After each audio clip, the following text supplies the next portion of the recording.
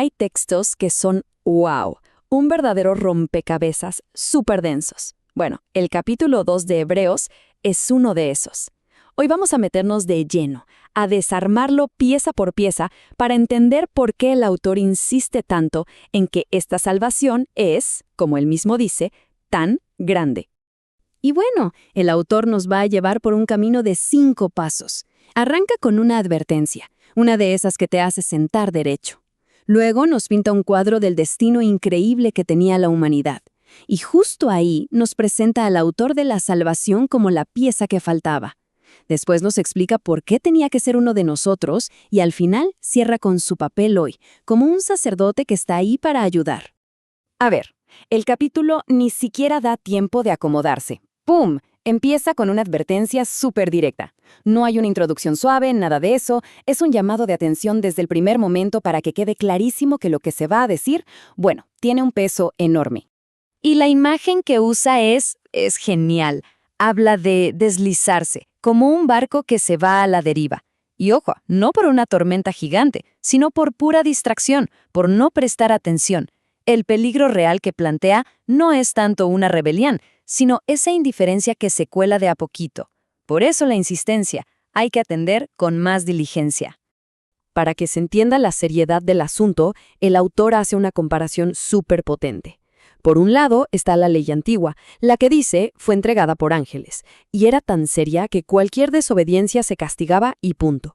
Pero por otro lado tenemos esta nueva salvación, y esta no vino por mensajeros, no, la anunció el Señor mismo, la confirmaron testigos que estuvieron ahí, y Dios mismo la respaldó con señales. La lógica es aplastante, ¿no? Si el mensaje menor tenía tanto peso, imagínense el mayor. Y aquí, justo aquí, es donde cierra la advertencia. Lanza una pregunta que es casi un golpe. ¿Cómo escaparemos nosotros si descuidamos una salvación tan grande? Y lo interesante es que no da la respuesta. La deja ahí, flotando, para que cada quien sienta el peso de esa pregunta. Ok, una vez que nos dejó claro lo que está en juego, el argumento da un giro. Ahora nos va a mostrar por qué todo esto es tan crucial. Y para eso nos regresa al plan original, a ese destino increíble que estaba pensado para la humanidad. Aquí cita el Salmo 8, y nos pone frente a la inmensidad del universo para hacer una pregunta casi filosófica. ¿Qué es el hombre? Para que te acuerdes de él. Es como pararse en medio de la noche, ver las estrellas y sentir ese asombro, esa sorpresa de que, en medio de todo, la humanidad sea tan importante para Dios. Y la respuesta, la respuesta es alucinante. El plan original era nada menos que coronar a la humanidad con gloria y honor, ponerla en una posición de autoridad sobre toda la creación, casi al nivel de los ángeles. Hablamos de un destino de realeza, de gobierno. Pero aquí viene el giro dramático. El autor crea una tensión increíble. Por un lado, tenemos ese destino glorioso, gobernar sobre todo. Pero por otro lado, miremos a nuestro alrededor. La realidad es obvia. Eso no está pasando. Lo que vemos es caos, es dolor, es muerte. Hay un abismo gigante entre lo que debía ser y lo que es. Y claro, ese abismo entre el plan y la realidad nos deja con una pregunta. ¿Y ahora qué? ¿Cómo se soluciona esto? El autor nos dice que la respuesta no es una idea, no es una nueva ley, es una persona. Justo en medio de esa realidad que parece rota, cuando uno pensaría que el plan fracasó, el texto redirige nuestra mirada con 3 palabras clave. Pero vemos a Jesús.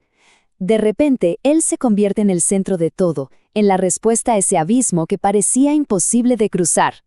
Y el viaje de Jesús es como un espejo del viaje de la humanidad, pero para redimirlo. Sí, fue hecho un poco menor que los ángeles cuando se hizo hombre, pero aquí está la diferencia. Su sufrimiento y su muerte no fueron el final. Al contrario, fueron el camino para ser coronado. Al pasar por la muerte, fue levantado, y probó esa muerte por todos, abriendo el camino para que otros también puedan llegar a esa gloria. Y se le da este título tan importante, autor de la salvación, que significa que es el pionero, el que abre la brecha, el que traza un camino por donde nadie más podía pasar. Y lo más fuerte es que dice que fue perfeccionado a través del sufrimiento. O sea, su dolor no fue un accidente, fue el proceso necesario para forjar ese camino y volverse el líder perfecto para llevar a muchos a la gloria. Ok, ya se nos presentó a Jesús como la solución.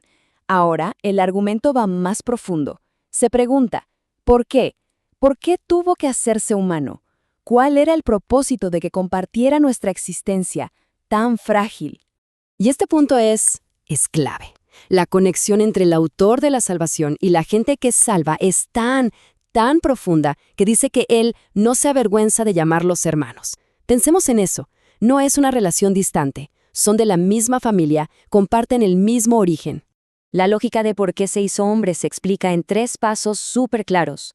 Primero, si iba a ayudar a los humanos tenía que ser como ellos, compartir su carne y sangre.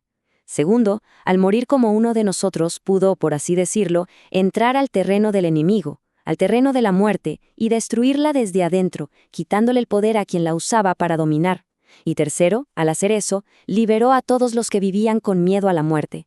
Es una estrategia de identificación total para lograr una liberación total. ¡Increíble!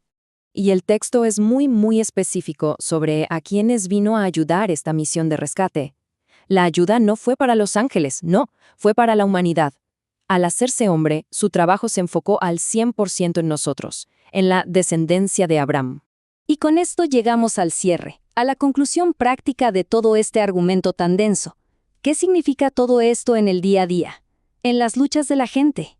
Bueno, el objetivo final de haberse hecho semejante a sus hermanos era poder cumplir un rol muy específico, el de sumo sacerdote.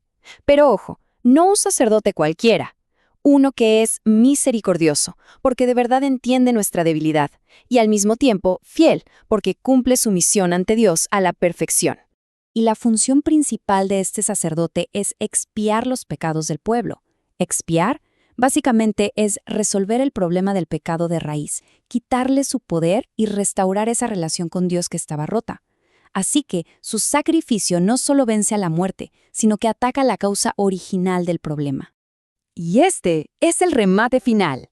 Su capacidad para ayudar ahora mismo no es algo teórico, viene de su propia experiencia. Como él mismo sufrió y fue tentado, no es que solo entienda por lo que pasamos, es que es poderoso para socorrer a los que están siendo tentados. Su sufrimiento del pasado se convierte en nuestro poder en el presente. Y así termina el capítulo, con una idea que resuena muchísimo. Si el autor de la salvación no es una figura lejana, sino alguien que pasó por lo peor para poder ayudar de verdad, la pregunta que nos queda ya no es para la cabeza, sino para la vida. ¿Cómo cambia eso la forma en que enfrentamos nuestras propias luchas?